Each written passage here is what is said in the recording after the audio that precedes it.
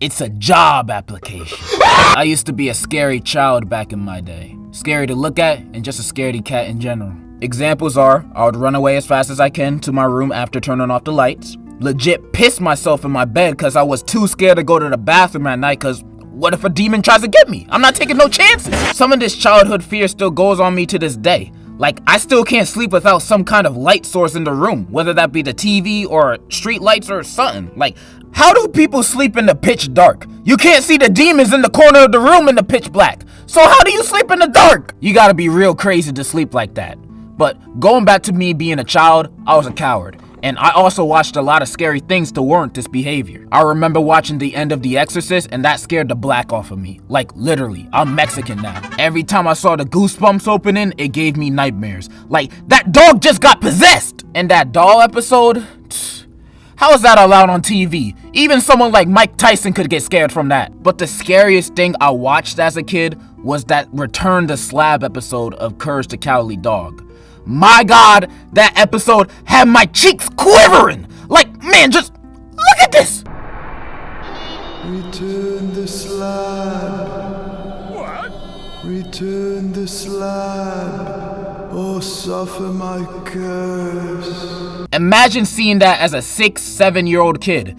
That sticks with you. And even though that horrified the tidy whities off of me, I feel like that was where my interest of scary stuff started. And as I grew a bit older, in middle school, I started watching all this scary information content. You know, Matthew Santoro, Mr. Nightmare, Danger Dolan, and a whole bunch of stuff like that. And I was watching on the daily. I was so immersed in these scary videos because I liked getting scared. I don't know, maybe I'm a psychopath, but it was interesting to listen to these scary facts and stories. But now, as a 19-year-old adult, I'm a kid forever. I don't find basically anything no longer scary anymore. In media, that is. Nothing is scary anymore, but I'll go on more about that later. For now, I want to talk about scary stuff from back in my middle school days and why I found them scary in the first place. Back then, before icebergs, there were top 15 chills type videos. I was addicted to these scary info YouTube videos like it was black tar heroin. Watching scary 911 calls and most likely fake horror stories was a daily occurrence for me. You know, if they get the story from Reddit or if they say it's a deep web story, those stories will be faker than Iggy Azalea's ass. But me back then, and me now, would eat that up, fake or not, cause the stories were scary. Like Llama Arts and Mr. Nightmare story times used to scare the hell out of me. They made me so afraid of the deep web, and I would stay far away from it. Mainly cause I didn't want my computer to get a million different kind of STD viruses. But also, I didn't want someone watching me through my screen. I was enamored by those videos. But the ones that caught my interest the most were the weirdest videos you could find on YouTube and creepypastas. I loved creepypastas. I couldn't get enough of them. Squidward Treats Himself and Ben Breathin' were big parts of my childhood trauma. The creepiness of these stories was just so unnerving to me because I ain't never heard anything like these stories in my life. Some of these stories sounded so realistically scary that I thought half of these creepypastas were based on true stories. Like the Russian sleep experiment and Gateway of the Mind scared the dookie out of me. Literally, I could feel the doo-doo leaking against my thighs. Lavender Town, abandoned by Disney, The Expressionless, Candle Cove would have me tweaking to a horrifying extent. As a kid, listening to Lavender Town would scare me so much that after listening, I thought someone would just come bust down my door.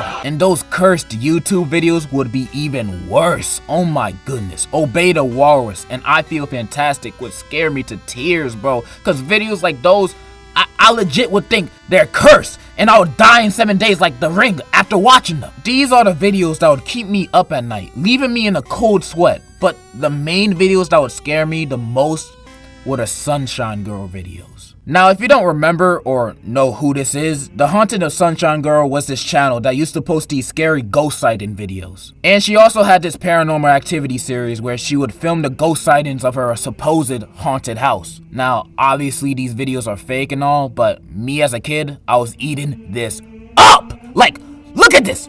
That's a real ghost! That's a real ghost in her kitchen! In her kitchen! What are you doing? You see her face? Faces aren't supposed to look like that. And she disappeared. This is as real as you can get. Now, I 100% doubt she made these videos to be perceived as real because, well, there's literally seasons of it. But me being a dumb kid, I believed everything that was shot in found footage style. I even remember believing the Smosh Easy Bake Oven skit was real for a bit. I was a very gullible kid that had a fascination of being scared and of horror topics. And I still do to this day.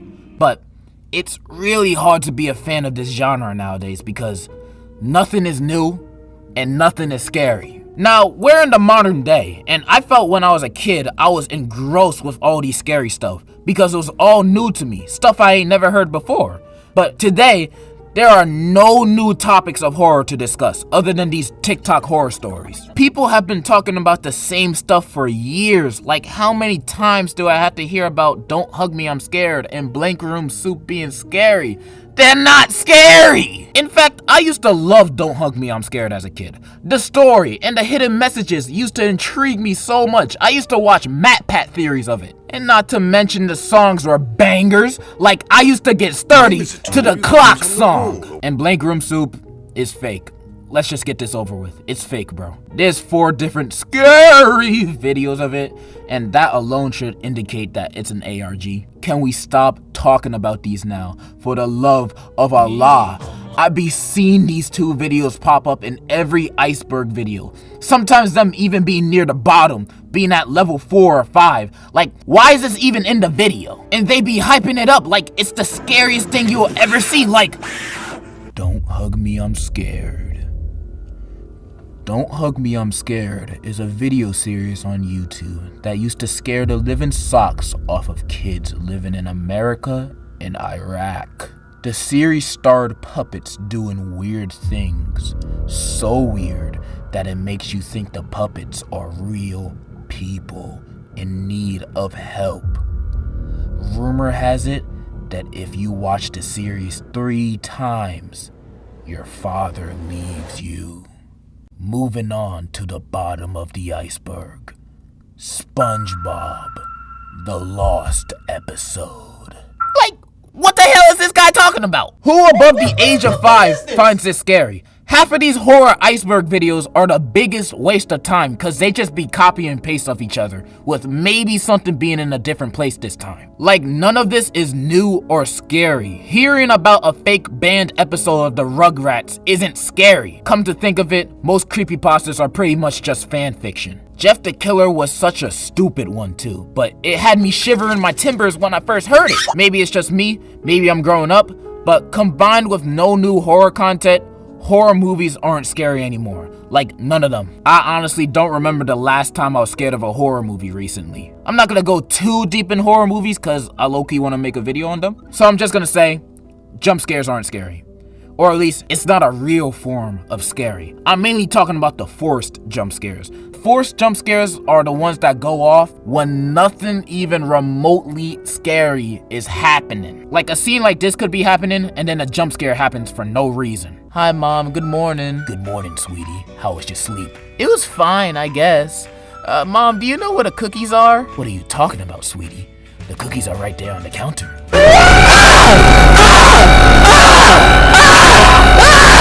Yeah, something like that. Outside of all the stuff I've spoken about this whole video, there's only one form of media that continues to consistently scare me to this day. Horror games. Not analog horror games, that shit is goofy. Horror video games are the only thing that be scaring me nowadays. And the reason why I think that's the case is because scary video games are way more immersive than any other form of horror because you're in the experience yourself. Besides those haunted houses that make you sign a waiver before you go in, I'm never going to those things. They literally torture you. When playing a horror game, as soon as it starts, you're already on edge. Because in almost every horror game, something is chasing after you as soon as you hit the start button. Then you gotta think quick. You have to accomplish the objective as fast as possible before this person or thing kills you. That's why I find horror games scary. Even in the low quality ones like Granny, I would still get scared. Even though Granny looks like garbage, but best believe when I see her when playing it, Oh, I'm freaking out! Like, she actually in my house! And I only feel this towards horror games, and I might be a pussy for thinking this, but when I play a horror game, I feel as if someone is actually chasing me, because I'm so immersed in the game when playing it. When I'm playing Five Nights at Freddy's, I'm checking the cameras in real life too! I can only feel this level of immersion on roller coasters too, since I'm literally spinning around 100 feet in the air. But the scariest one I've been on is specifically that 4D SpongeBob ride at Universal Studios. Why was that so scary? The pirate literally grabs you and throws you underwater, and then by the end of it, Plankton is trying to kill you! How is this for kids? And since it was 4D, water would be squirted on you, and the seats would shake, and it was so loud in there. Oh my god, this is honestly the scariest roller coaster I've ever been on. I'm not even lying. You know those videos with those crazy insane roller coasters that would legit give you scoliosis? That's like a baby horse spinny ride compared to the SpongeBob ride at Universal Studios. That's the two things that scare me nowadays. Horror games and sometimes roller coasters.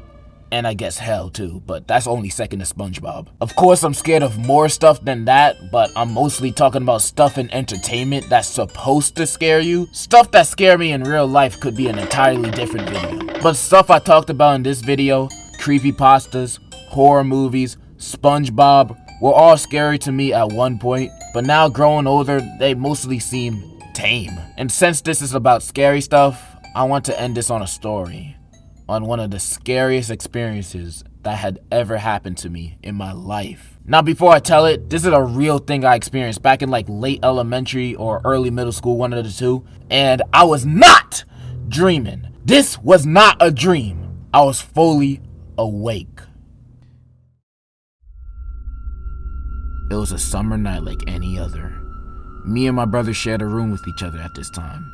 I slept in a bunk bed so the room would have more space. Everyone was asleep. I woke up in a hot sweat in the middle of the night.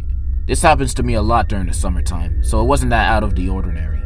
Usually I go right back to sleep within the next minute or two. But I also lift my back and turn my head to look at the rest of the room, just to see and hear if anyone else was awake. But when I looked this time around, I saw something very strange. I turned my head and looked down at my room from my bunk bed, and I saw my dark room being lit up by candles that was surrounding the big chair in the middle of the room. I was very confused because my brothers were asleep, so why were the candles lit in the middle of the room? Then at the doorway of my room, someone slowly entered, and I was in utter terror. A long black-haired girl in a white dress slowly entered my room. She basically looked identical to the girl from The Ring. She walked slowly inside my room, heading towards the front of the candlelit chair. When reaching the front of the chair, she kneeled down slowly and went into a prayer position. I turned around quickly and went under my covers, sweating profusely, hoping she didn't see me. And as I hid under my covers, I remember I started to hear whispering. I couldn't understand it whatsoever. I was so afraid that I hid under my hot covers, not showing an inch of skin, sweating for what felt like an hour, too scared to go to sleep. The whispering soon stopped, but I was still too scared to go to sleep or leave my covers. I eventually ran out of steam, and I forced myself to go to sleep, hoping she was gone. I closed my eyes and hoped for the best. The next morning I woke up. I instantly turned around to get out of my covers to see if anything from last night was still there. Nothing. No candles and no girl. It was like if they were never really there. But that night spooked me so much, I didn't tell any of my family about it until 2 years later when I told my mom. She just said I had a bad dream. But it wasn't a dream. I was awake the entire time. Now, as I get older, I'm starting to think maybe I was hallucinating. You know how when you first wake up you see things like thinking a coat in your closet is a person? But I know I wasn't dreaming. And I also stared at the girl and the candles for a long enough time that it sometimes makes me doubt I was hallucinating. I don't know though. I'm kinda weirded out. Leave a comment of what you think I saw that night, or if you have any similar experiences like I did. I'm very curious to read them. Also follow the stuff in the description. And in conclusion, push these niggas off me like, push these bitches off me like, push these niggas off me like.